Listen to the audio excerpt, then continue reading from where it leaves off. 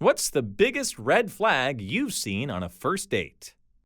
Story 1. I had been seeing this guy for a few months, but he kept me on the down low / didn't want to commit. Finally took me out to dinner in public. We sat at the bar. A little after we ordered, his 2 friends got to the bar, and he immediately got up before they spotted us. He went over to them and sat and ate dinner with them and texted me not to come over. So I sat alone for most of the night until his friends left. Reply 1. I am pretty sure that he was or is married.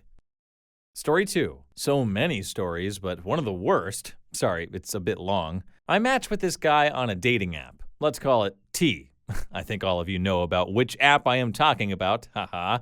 And he offered to take me out to dinner. I thought that sounded nice, so later that night he picked me up. We were driving and he asked me where I wanted to go. I told him I was fine with anything. He said, okay then, and pulled into Subway. He then told me that he wasn't hungry, but that I should eat. So he stood outside of the Subway and watched while I went in and got myself food. At this point, I was already mentally done, but I wanted to see how much worse it would get. Spoiler, it got so much worse. So I'm sitting in the car with the stupid frickin' sub on my lap, and he decided that it was a great idea to drive around, specifically through a dark, isolated ravine that was nearby. He drove for about 10 minutes into the ravine, parked the car next to an abandoned tennis court, and said, okay, you can eat now. I was just thinking, I really don't want to die here. So I choked down the soggy sub while he stared at me. The second I was done, he pulled the car out and drove me back home. I was so grateful to make it home in one piece that it took me several days to process how fricked up the entire date was. The cherry on top, at 2 a.m. that night, he came back to my house uninvited, carrying a bag full of stale donuts, and asked me if I wanted to have fun with him. Whoa, good to hear that you survived this romantic date. I hope that you'll be more careful with what guys you pick and who you go out with from now on. Story 3. We were both broke, so we went walking around this cute, teeny tiny country town near us, and then got McDonald's to eat in the car so we could chat some more. He almost immediately starts pressuring me to do it with him because he bought me a cheeseburger, so I owe him, he says. He starts getting pushy, and I say, okay, but let's go get some protection from this gas station that's on the other side of town. I drove for this date, so I take us to the gas station and tell him to go get the condoms while I wait. I wait for him to get in the door and go a bit farther into the store before I drive off, leaving him stranded in this tiny gas station in the days before cell phones got popular, in a tiny country town with no bus service, no ride shares, and everything shuts down by 6 p.m. I know from mutual friends that he made it home, but they already knew why he'd been ditched at the gas station, so no one cared about his crappy whining about it. Story 4. I got a girl's number and went to the dentist a few days later. Long story short, 4 wisdom teeth and a lot of drugs later, I apparently showed the dentist her number as my emergency pickup. I have no memory of these events, but apparently she picked me up, took me to the pharmacy for my medication, and dropped me off at my apartment where I passed out. That was our first and only date. Apparently I didn't make a good impression. Can't blame her for that. Well, it sounds like you had a real root canal with that first date. But hey, at least you managed to make an impression on her, even if it was while you were dazed and confused after your dental surgery. Story 5. My brother was in the army when he was set up on a blind date by a friend's girlfriend. Apparently, during the first 10 minutes of dinner, she was talking about how she would be such a great and loyal army wife, and how she thought army wives were so brave and admirable, and how she would never leave him if he was injured. He had literally just met this girl. He stuck it out through dinner, faked sick, and left. She pursued him pretty hard after, but he lied and told her he decided he wasn't really over his ex and wasn't ready for a relationship. He said about a month later she tried to text him with a B call and said she even tried to sweeten the deal by saying he didn't need to wear protection because she was on birth control. Like, how many red flags can one girl have? Story 6. I had an old college friend come to visit me and stay for a weekend. Knew her in college. She was amazingly intelligent and fascinating, but we were both spoken for at the time. Years later, I got Facebook, and she was one of the first people to find me. Both of us were single. She asked if I wanted to date her. I said, heck yes. I was thrilled at the prospect. The short version: the weekend was spent listening to her narcissistic bullcrap. She told me jokes that are as old as the internet, reworded to sound like personal life anecdotes, and she tried to start a fight with a bouncer when we went to a bar and she forgot her ID back at my house, a block away. Then we visited some of my best friends, and the moment we parted, she talked crap about them nonstop. My brother came by since I texted him I was out and hung out. She talked to him for quite a while. He left, then she spent the rest of the night talking about how attractive he was. At this point, I was just counting the hours until she left. I was no longer interested in her. She finally left, and I get a text that night. You failed all my tests. You laughed at my jokes that weren't really jokes. You didn't defend me against the bouncer, and you aren't interested in my passion, fighting bouncers and cops. And you sat there and took it while I talked about your brother. Also, I don't find you physically attractive. I didn't reply. I just cut my losses and fell asleep. Several months later at 4 a.m., I get another text from her reminding me how I failed all her tests, blah, blah, blah, and I couldn't believe that she still hasn't forgotten about me and that her ego was still hurt. I just left her on seen again and blocked her on Facebook. She then made duplicate Facebook accounts and messaged me from those as well. She gave up eventually, but I dodged a frickin' bullet. That's wild, my dude. I wonder what happened in her life to just throw her development in neutral at the young adult stage. Glad you dodged it. Story 7. From the get-go, talking to her was honestly like talking to a fricking brick wall. If I asked her a question, her reply was typically one word or at most a single sentence, and no questions in return or any effort to keep the conversation going. At one point, she got up to go to the toilet, and the older woman who was sitting at the table next to us leaned over and whispered to me, I have to say, I really admire your patience. She is a nightmare. Story 8. I went to meet a woman from an online dating store, and at the last minute, she texted to ask if I could swing by her house, which was only a few blocks away from the Starbucks we were supposed to meet at. That should have been a tip-off in retrospect, but we'd chatted a lot online, so I felt comfortable enough. Maybe she just needed a lift or something. Instead, I come up to her house, and when she opens the door, she is wearing an ankle bracelet.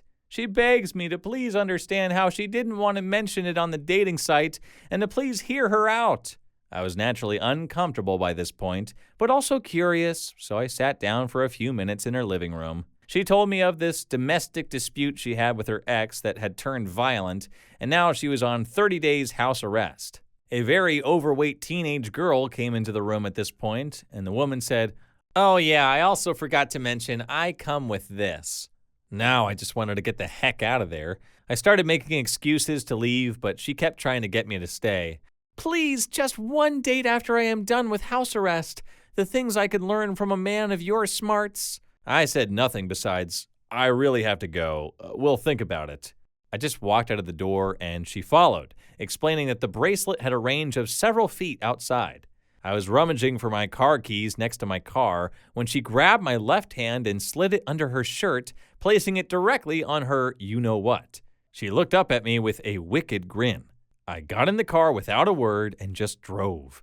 I never felt so happy to drive away from a place in my life. So yeah, asking me about red flags may not be a great idea. Though hopefully I have wised up since then. I guess she ticked every single box on list of first date red flags. I mean, how did she forget to mention ankle bracelets? Why she's on house arrest? And cherry on the top, that she has a frickin' teenage daughter. Jeez, be careful, man, and I hope that from that time on you only met with first dates in public places. Story 9. She asked me to drive her back home to ensure she hadn't left her iron on. 20 years later, I'm still checking that she's locked doors, turned things off, locked up the pets, etc. Story 10. Automatically ordering the most expensive thing on the menu if they are not splitting the bill.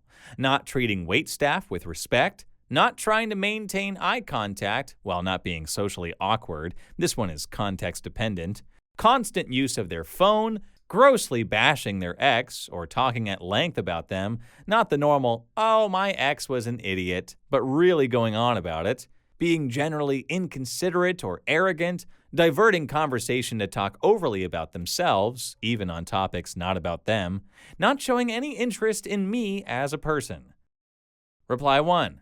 My ex and I used to split all our bills, and we went on twice as many dates. When every time you bring a girl out is a financial burden, you start to resent spending time with someone.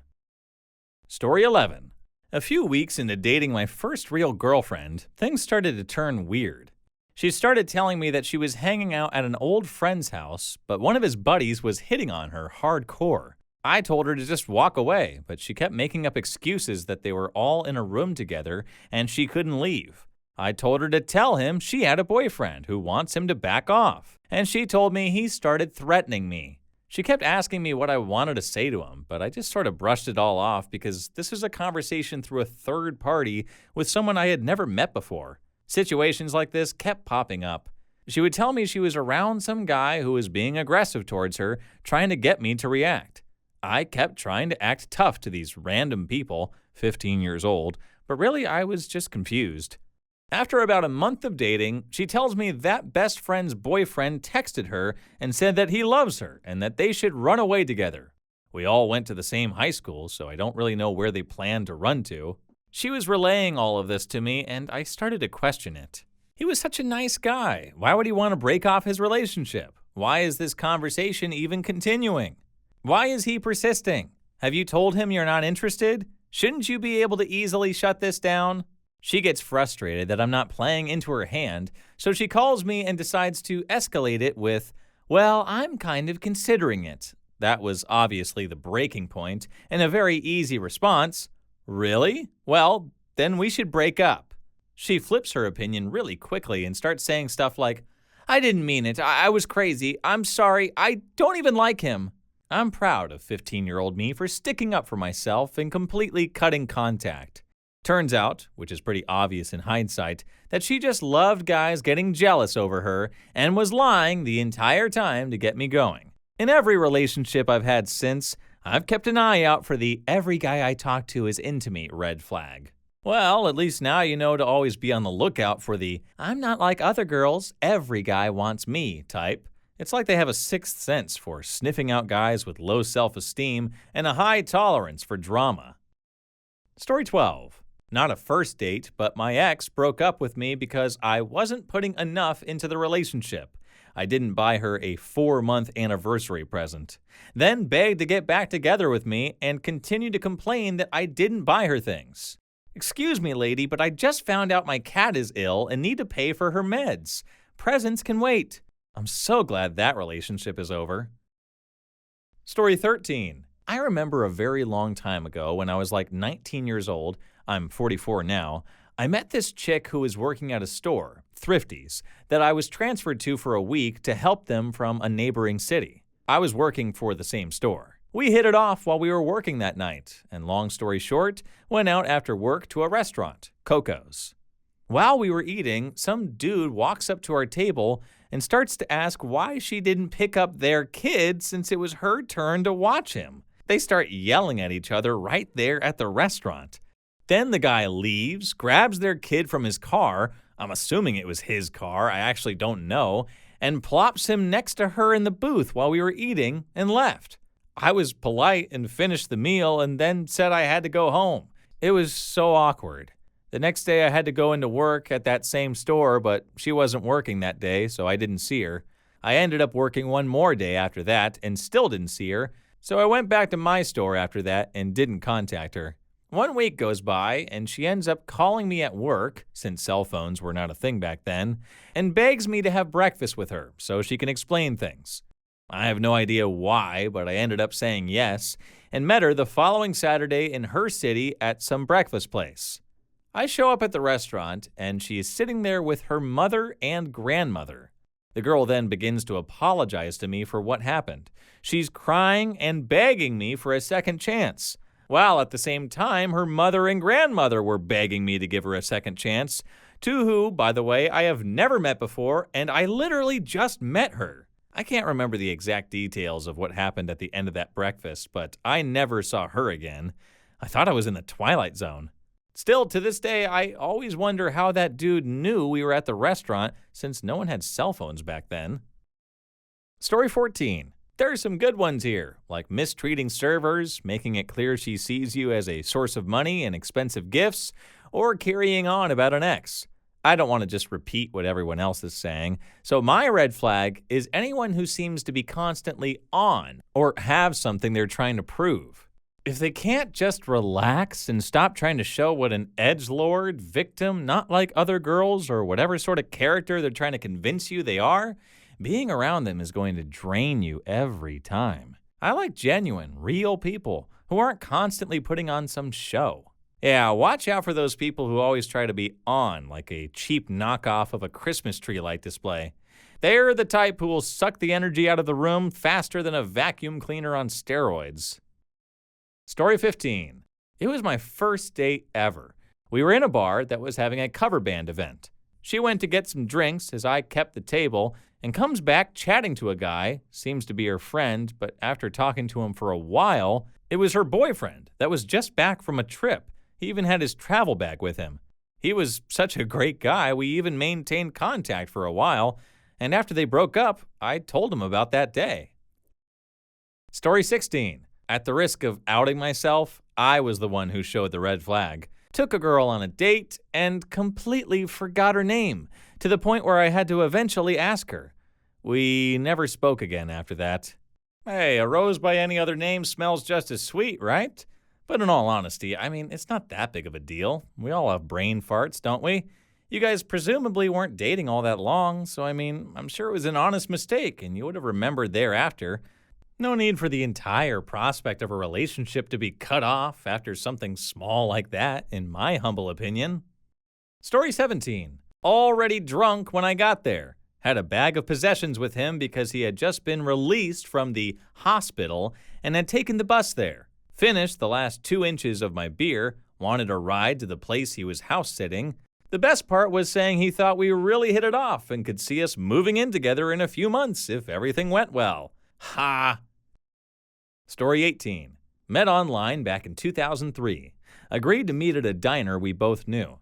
I got there first. She arrived, hit the gas instead of the brake, drove into the curb, then hit a light pole which fell over and landed on a parked van. No one got hurt, but she was pretty embarrassed. Never heard back from her. Please leave your story down below in the comments. I would absolutely love to make a video about them in the future. And also don't forget to like and subscribe. And until next time, peace.